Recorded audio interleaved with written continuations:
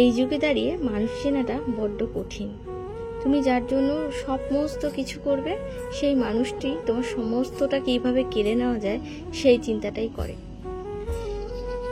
আমি দেখেছি এরকম অনেক মানুষ, যার জন্য অনেক করেছি, পরে ফলস্বরূপ ওই কিছু বদনাম, কিছু নোংরা কথা, এগুলো ছাড়া কিছুই মেলেনি। মানুষ এখন রেষারেষি করতেই ব্যস্ত। কে কাকে কি বললো, কে কাকে সম্মান করলো, কে কাকে রেসপেক্ট করলো, তাতে বিন্দু মাত্র যায় আসে না। শুধু রেষারেষি চলে।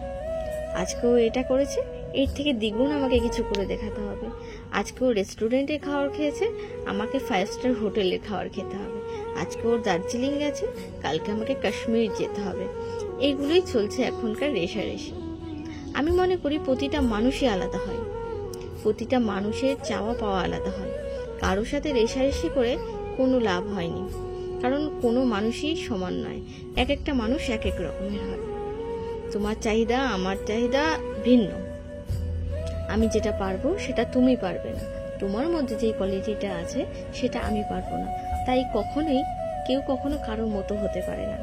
আজকে আমার পরা ব্র্যান্ডের জামাটা তুমি পরলে সেটা আমি হয়ে যাব না, তাই না? তাই সমস্তটা নিজের যতটুকু ক্ষমতা অনুযায়ী করা ভালো। নিজের ক্ষমতার বাইরে গিয়ে তাকে টেক্কা দেওয়ার জন্য কাছের মানুষগুলোকে কষ্ট দেওয়া, তার কাছে অন্যায় আবদার করা, এগুলো একদমই অপছন্দ করা একটা কাজ। টাটা।